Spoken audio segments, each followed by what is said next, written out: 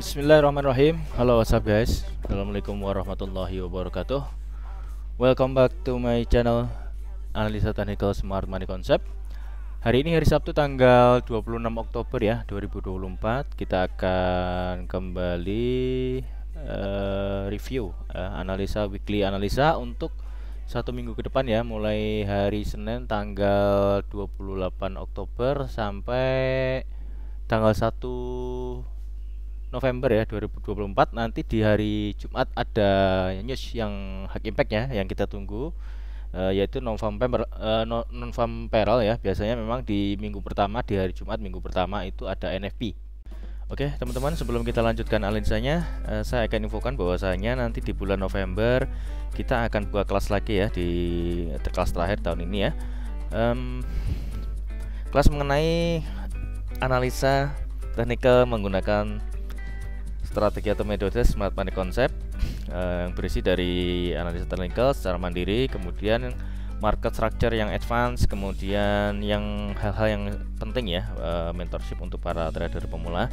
Silahkan yang tertarik, kita akan buka open, terbatas hanya 10 orang. Silahkan yang tertarik segera daftar atau kontak admin ya di WA yang tertera di brosur ya. Oke, kita lanjutkan analisanya. Terima kasih. Nah, kita nanti akan coba bedah untuk news di high impact-nya di Forex Factory. Kemudian kita akan mulai dari time frame di weekly ya. Oke, kita bisa lihat time frame weekly di minggu kemarin itu sebenarnya tidak terlalu tinggi ya, pergerakannya itu hanya berkisar di sekitar 500 pips ya, atau $50 per troy on ya. Beda dengan minggu sebelumnya. Ini kan Marubozu, bearish Marubozu itu hampir 1000 ya, tepatnya di 900 pip atau $90 per troy ounce ya. Tapi ini menjawab atau melanjutkan kenaikannya dari minggu sebelumnya. Untuk weekly-nya seperti itu. Jadi secara fundamentalnya memang lebih kuat untuk naik, tapi ini memang saya melihat adanya akumulasi atau adanya bisa dibilang ada tanda-tanda sideways dulu ya. Nah, oke. Di weekly-nya seperti itu. Kemudian kita lihat di daily-nya. Kemarin kita ada set upsell, tapi kayaknya akan saya cancel ya, karena coba nanti alasannya kenapa akan kita lihat ya. Karena memang sell-nya itu counter trend ya. Jadi sebenarnya memang secara pergerakan ini trennya masih bullish. Nah, memang betul secara ini kan belum bisa keluar dari, masih dalam posisi sideways-nya ya, dari inside bar di hari Selasa, di hari Rabu itu inside bar bearish engulfing ya. Tapi kita lihat ini candle merah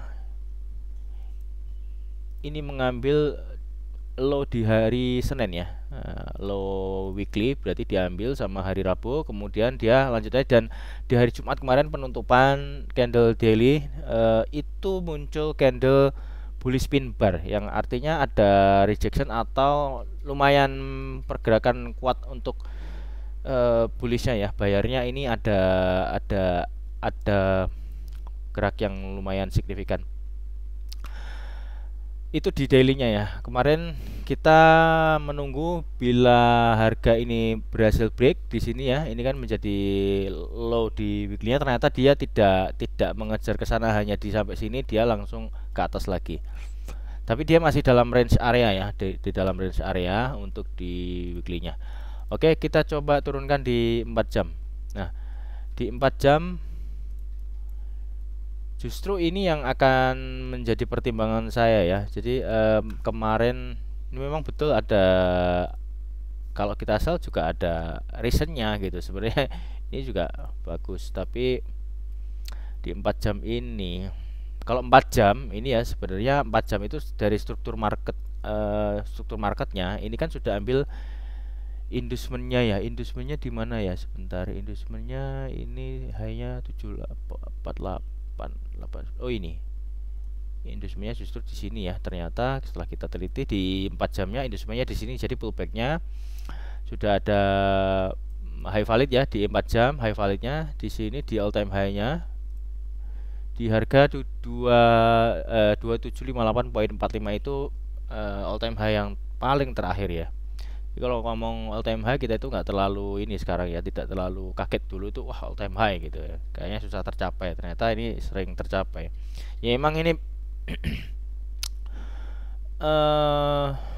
bullishnya cukup lumayan ya, tapi ini kita lihat ada, nah ini yang saya lihat,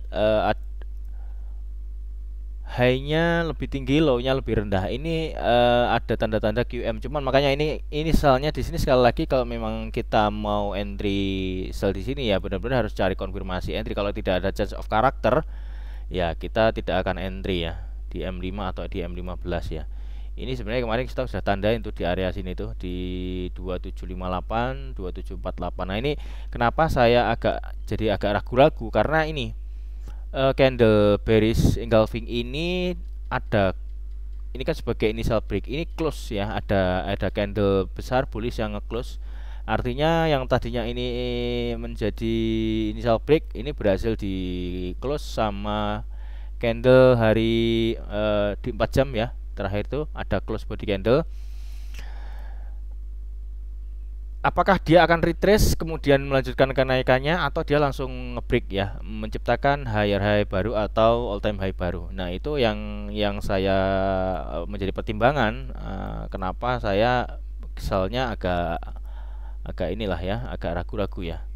Walaupun nanti kita tetap cari konfirmasi entry, kalau memang ada ya kita cari aja, tapi entry-nya itu ya mungkin risk to reward-nya tidak tidak mengejar untuk bikin low baru ya, paling ya 1/2, maksimal 1/3, itu udah cukup bagus ya kalau misalkan kita mau entry. Di 4 jamnya seperti itu, jadi ada kemungkinan ini kan ada setup Fibonacci dominan break ya, ini bisa lanjut kenaikan ya. Kalau di H1 coba kita cek di H1. Di H1 ini kan kita pakai Pepperstone ya. Di provider lain sudah saya coret-coret, jadi ini yang daripada saya ngapus lagi, saya pakai Pepperstone aja. Nah, di H1 kita coba ntar. Ini pergerakan di weekly-nya nanti ke depannya. Ini inducement, lalu menjadi ini sweep ya, masih sweep, kemudian ada candle validasi di sini menjadi break of structure ya, di sini bos ya, artinya di bawah ini sudah menjadi struktur ya. Di H1 break of structure itu validasi, biar tidak salah paham, validasi bos. Nah, lalu di H1 juga ada ini di sini ya, inducementnya di Pepperstone tuh. Kemudian strong low-nya di sweep ya, belum ada change of character, masih sweep liquidity. Jadi low-nya pindah ke sini ya, low validnya. Nah, ini yang saya bilang tidak ada inducement ya untuk penurunannya.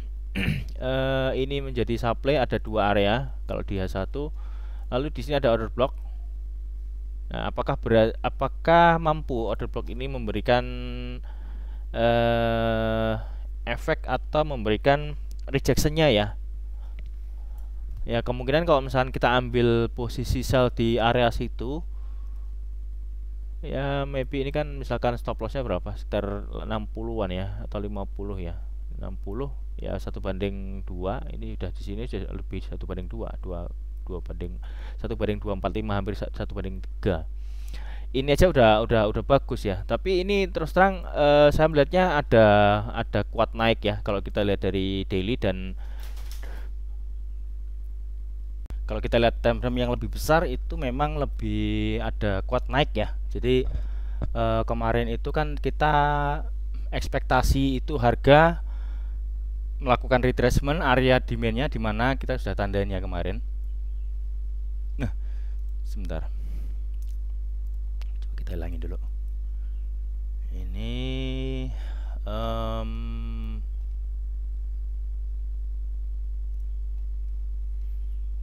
Ini sebenarnya juga ada pattern ini ya. Ada sudah break ya, sudah break. Kemudian ini ada di mana di H1 coba. Di H1 ini kan ada ada support ya. Support kuat ini ada 1 2 3 sentuhan dari rejection. Nah, yang saya maksud ada sideways mungkin akan memakan waktu lama, kemungkinan di sini juga ada resisten ya. Ini kan ada resisten ya.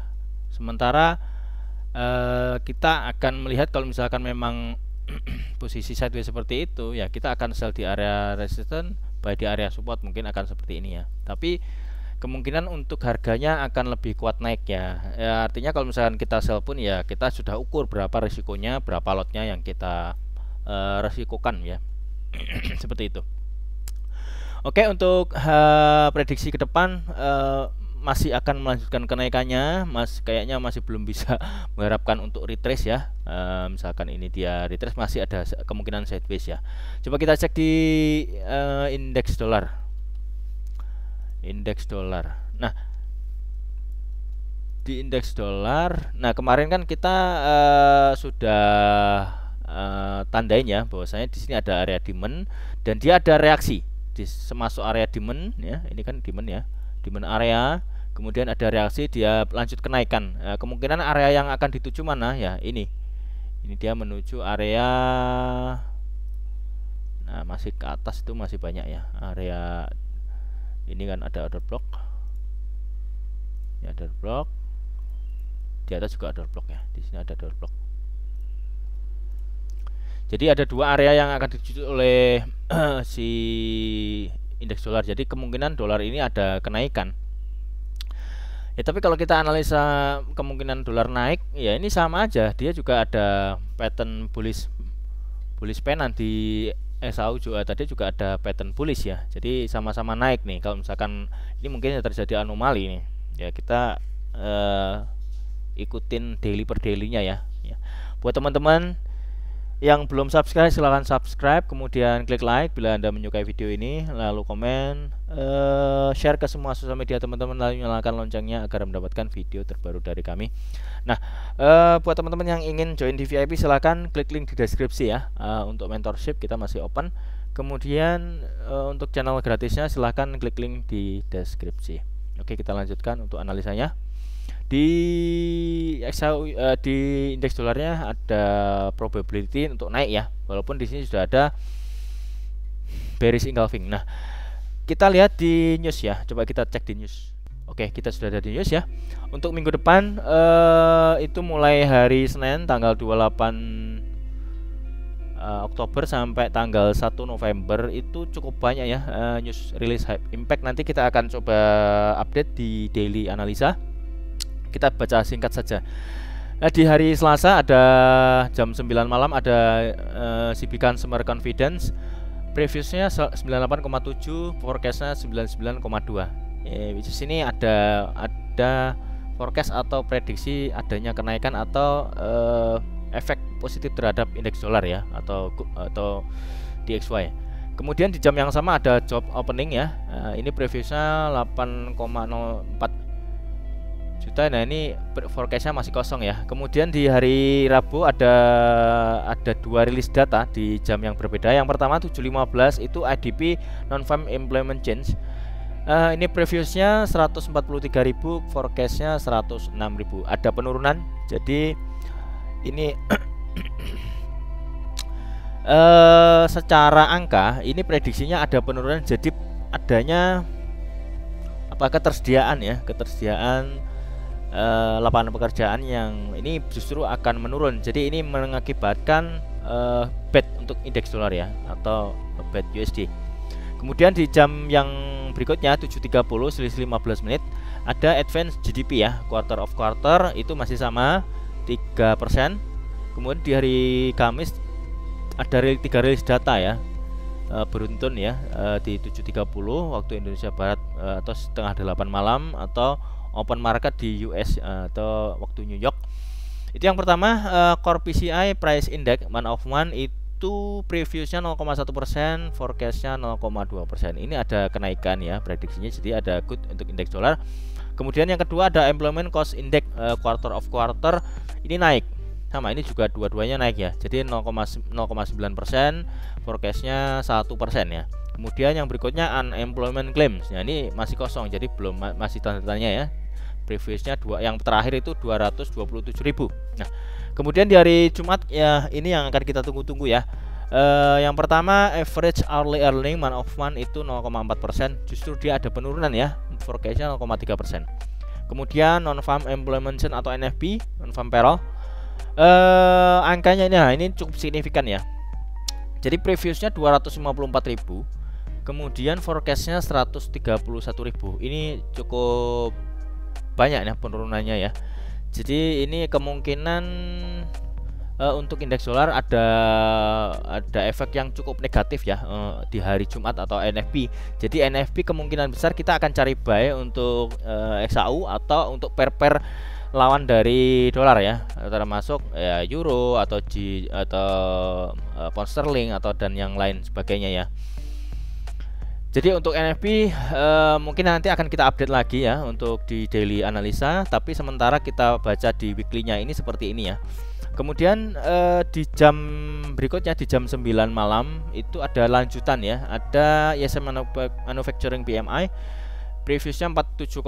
Nah, ini justru ada kenaikan, forecastnya 47,1. Jadi mungkin turun untuk indeks dolar kemudian naik ya. Mungkin jadi artinya si gold ini kuat naik kemudian turun, mungkin hanya koreksi saja. Jadi ke depan mungkin minggu depan ada kemungkinan membuat all time high baru lagi ya. Jadi kita tidak usah kaget ya. Jadi kemungkinan kita bisa sudah prediksi dari fundamentalnya ya. Tapi kita nanti sesuaikan dengan teknikalnya.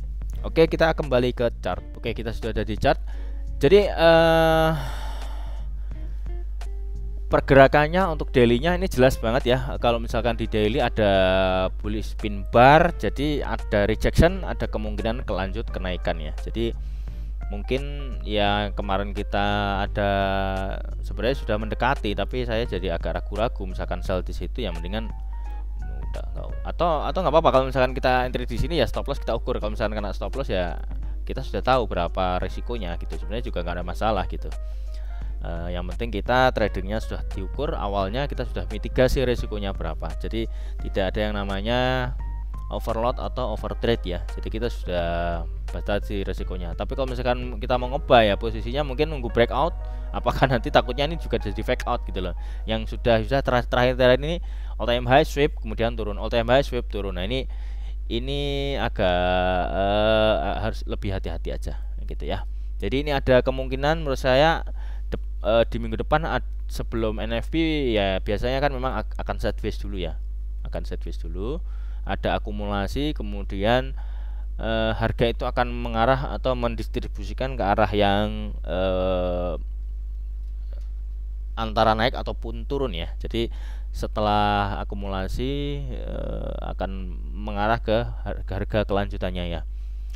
Jadi sementara untuk weekly analisa seperti itu ya, saya melihat adanya potensi sideways dulu menjelang NFP ya. Kemarin setelah di minggu kemarin itu pergerakannya tidak terlalu signifikan ya, mudah-mudahan di minggu depan kita mendapatkan profit yang maksimal. Saya doakan teman-teman yang melihat analisa ini mendapatkan profit yang oke ya. Kemarin itu analisa kita tradingan saya juga nggak bagus di XAU, jelek banget. Entry juga kita tunggu nggak nyampe ketika masuk, stop loss ya. Memang ya seperti resikonya. Jadi terus terang ini kita kita evaluasi lah, memang marketnya agak sulit ya kalau menggunakan technical secara smart money concept. Memang ada tantangan tersendiri ya. Ya artinya kita harus lebih banyak belajar lagi atau menggunakan metode klasik, atau ada support and resistance, kemudian chart pattern, kemudian ada breakout atau price actionnya kita cek. Nah, sekarang ya ada waktu kita akan belajar lagi ya, namanya kita selalu terus belajar. Saya juga lagi mempelajari ICT ya, Inner Circle Trader, tapi sebenarnya saya sudah lama, cuman saya belum bisa menemukan benang merahnya ya, beda dengan SMC. Memang lebih rumit, saya terus terang saya akuin untuk ICT ini lebih rumit. sebenarnya lebih banyak akan menunggunya lagi kalau misalkan ICT ini ya. Ya mudah-mudahan doakan kita mendapatkan kemudahan dalam belajar, jadi nanti analisanya akan bisa lebih lengkap lagi ya. Oke, mungkin itu aja ya. Terima kasih banyak buat teman-teman yang sudah menonton sampai selesai. Saya mohon maaf apabila ada kata-kata yang kurang berkenan. And akhir kata, see you in the next video. Assalamualaikum warahmatullahi wabarakatuh.